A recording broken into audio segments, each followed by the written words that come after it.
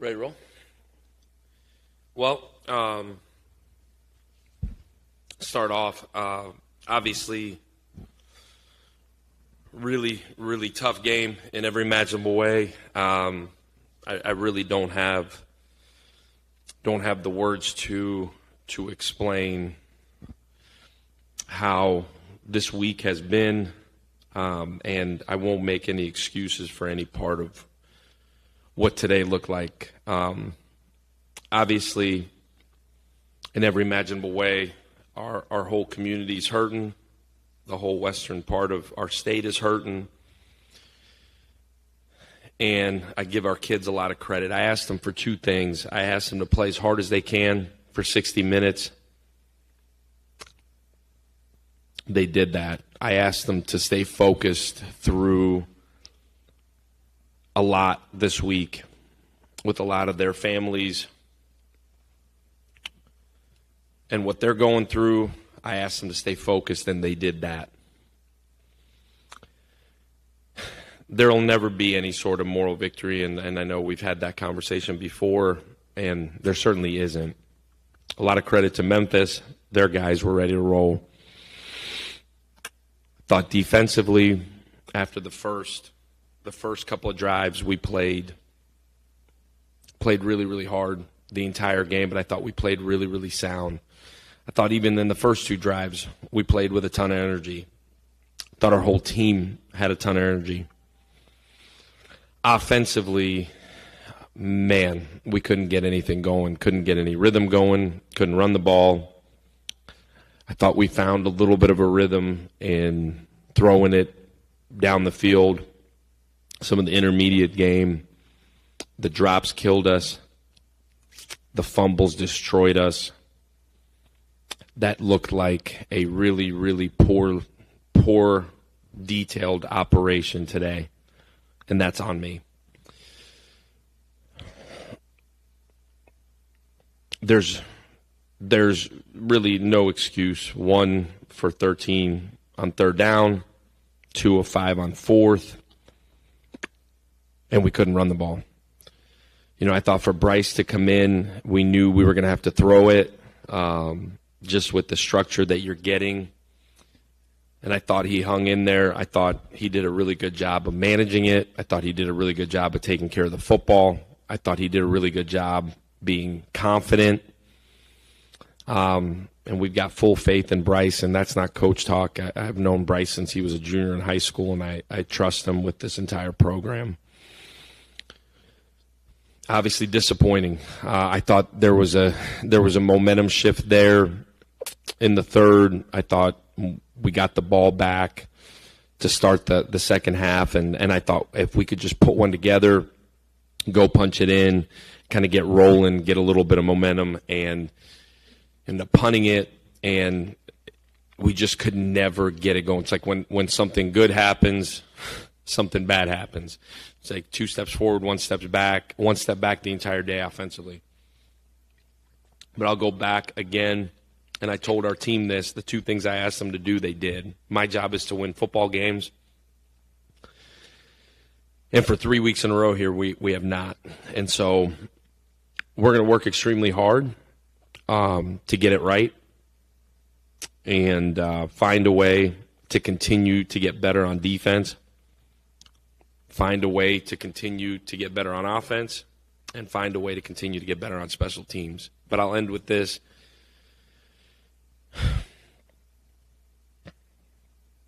Probably the hardest week I've ever had in terms of being a leader, being a husband, being a father in my career. And it doesn't compare to what some people are going through back home. Tampa is really special to me. It's where we got married. We bought our forever home. And I hurt for our players' families that are hurting. I hurt for a lot of people that don't know where they're going to eat or sleep tonight. But I go back to my job's to win football games, and I don't care who we're playing the last 3 weeks, we have not. go right back to work tonight, find a way to fix it. I'm really proud of our kids. I'm really proud of our program. I'm really proud of everybody involved with our program because nobody's flinched, and we'll continue to fight like crazy.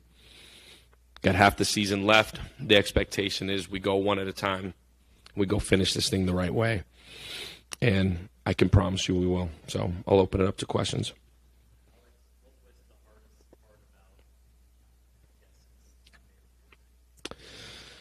I think the uncertainty of what's coming. You know, we sat Tuesday night, and a lot of credit to MK and Chris Pierce and our leadership of trying to do right by our kids. They never wavered by what's right by our players, what's right by our players, what's right by our players. And I imagine it's that way in every sport, but I certainly felt the support in every imaginable way. I think just the uncertainty of are we going to play? Where are we going to play? Is it the right thing to play? That's where I've done this long enough. I actually done it long enough to where I feel this responsibility of winning the football games as much as raising these guys. And again, I don't want to get it twisted that I'm evaluated on the wins. I get it. But the one thing that I think is special about our staff and this program is we're going to raise men. And as soon as the profession doesn't allow us to do that, I'll be done. And within the raising of the men and within being the standard of what it looks like, the hardest part about it was not the physical moving around and where are we going to meet, where are we going to practice, can we not practice.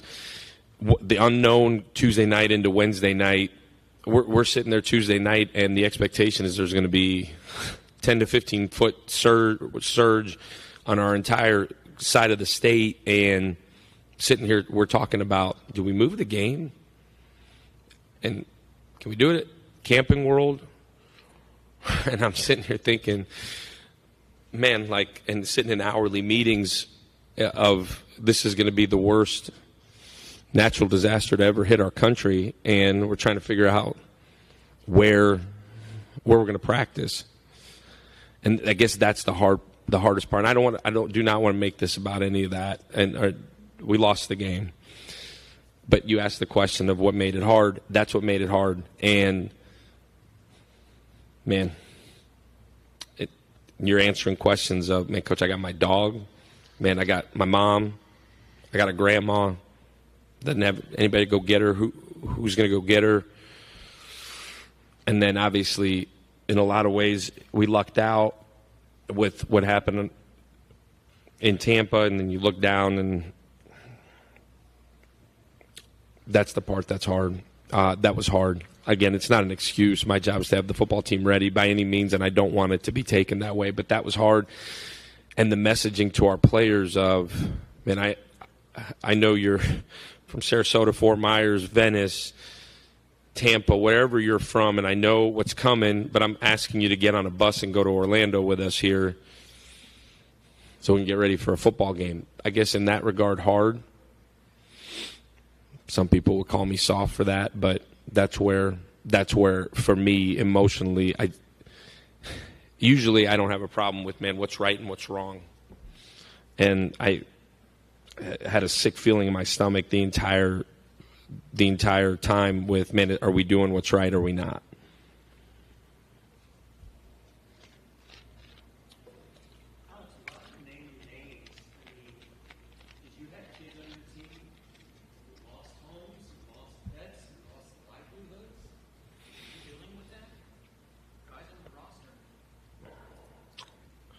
We did. Got coaches that are going through a lot too. Got support people going through a lot too. So keep plugging through. We'll keep helping. My job's to make sure we're safe, got food, and we'll continue to power through. This almost seems irrelevant, but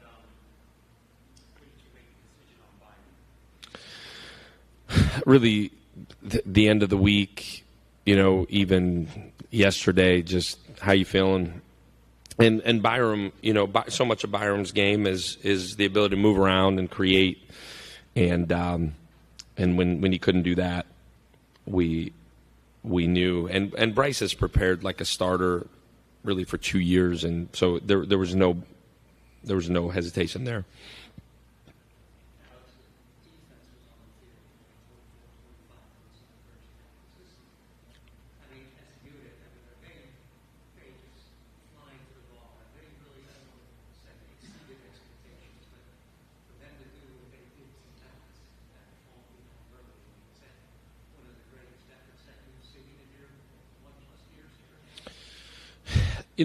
I told the defense, I told our whole team that defensively how we played tonight, that is the standard.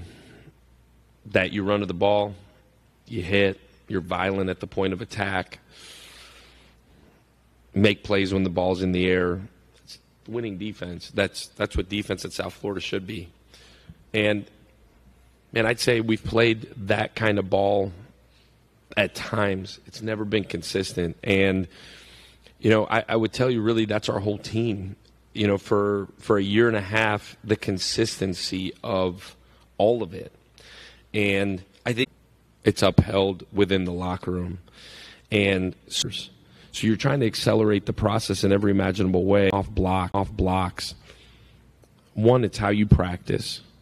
It's how you come to work every day. But two, when you recruit guys and they come in and they watch the older guy do it, and the older guys hold them accountable to doing it, and then when it's their turn, they just go replicate it. We played a lot of guys tonight, and that was a challenge to the coaches to say, man, play the fresh guy. I don't care if Fred Gaskin's a freshman. I don't care if Chenault's a freshman. I don't care if Denelson Exume's a freshman. Play them, because if they're ready, they'll give you everything they got. They're only going to grow and get better. And if we're really building a program and we're continuing to lay a foundation, then those young guys got to play. And they played. And I'm proud of them. Same thing offensively. You saw Keyshawn Singleton play, and you saw Jaquan Smith play. You saw Josh Porter continue to play. Because as we go here, those guys got to continue to develop. And I feel like when you get to halfway through the season, you're at a point where, man, if the guy's ready to play, you got to play him, because the only way at this point he's going to continue to gain confidence is if he's playing. And so I know that's a long-winded answer to your question, but it should be the standard. We got to coach it to the point where that becomes the standard, but it's got to be upheld within that locker room.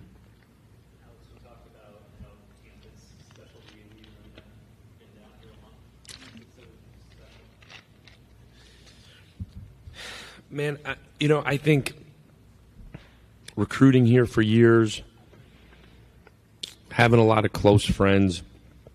Like I said, we got married here when we wanted to find a spot to get married that was special to us. We wanted to get married here, got married in Clearwater. We've vacationed here forever. It's always kind of been like, man, got a couple of days. Where do you want to go? We want to go to Tampa. We want to go to Clearwater. We want to go to Anna Maria. That's always been special to us. Even when I lived here, that was where we spent most of our time when we would have a day off. And so I don't know if I appreciated it as much until we lived here, but this last year and a half, from the people in our department to the community to my little guys' baseball team to the school they're at to how – I'll give you this.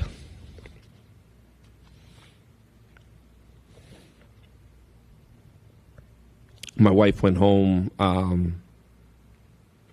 Thursday, and this, again, is not about me, but it's to answer your question, and house is a mess, as is everybody's. And she pulled up the driveway.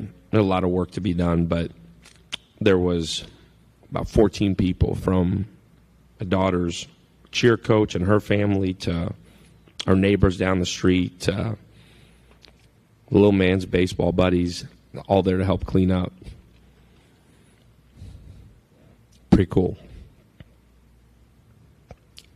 And I'm here making sure our team's good. And my wife said, you take care of your team, I'll take care of our team, and we'll do it. And I give her a lot of credit and our wives a lot of credit this week because they've been troopers. But that's why it's special. There's a sense of community. There's a sense of pride in what this place is. And I take so much pride in putting a football program together that they can have pride in. And that's why we have come to the Bay on the back of our helmets. Proud of representing the city of Tampa.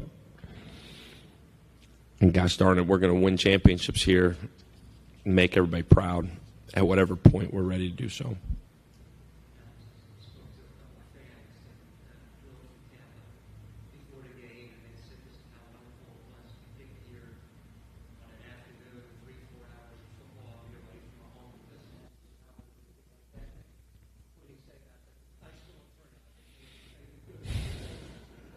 Yeah, super grateful for the people that came out. You know, that's the greatest thing about sports in general, certainly college football. I think certainly was for me growing up, for 3.5 hours on a Saturday. No matter what your problems are, you get to go watch ball. And whatever your team is or you just like college football, I think that's the coolest thing about it. Is that you kind of get away from real life, whatever real life looks like. And certainly for this week, for a lot of people, real life's been really hard. And for them to come over, watch it, or hopefully watch it on TV, got them away from cleaning, mopping, taking drywall down, whatever they're doing. People that didn't have electricity, hopefully we're at a local bar watching it. But that's the greatest thing about college sports is that it rallies communities, it rallies alumni bases.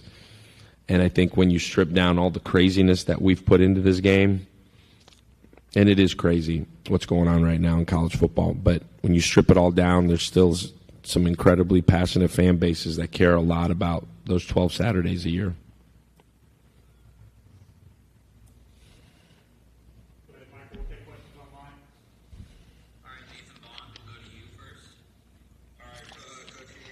I can hear you, yes, sir. So you mentioned a couple players, a few players, coaches have kind of endured some hardship with the hurricane. You guys wear the powerful minds, the American powerful minds emblems on the back of the helmets. Was there any point after Thursday where you're like, this is just a little too much for this team to kind of actually focus on a football game when some people's houses are just kind of ruined and you're dealing with everything else that kind of comes along with a devastating hurricane that kind of hit the area? That's what I talked about earlier was that struggle for us, the emotional back and forth of it. At the end of the day, conference said you're playing it, so we're playing it, and I think our guys were ready mentally to go play a game rather than be in a hotel and the back and forth of not knowing if you're going to play or not. I certainly didn't force anybody, and I was really, handled it with kid gloves in terms of that.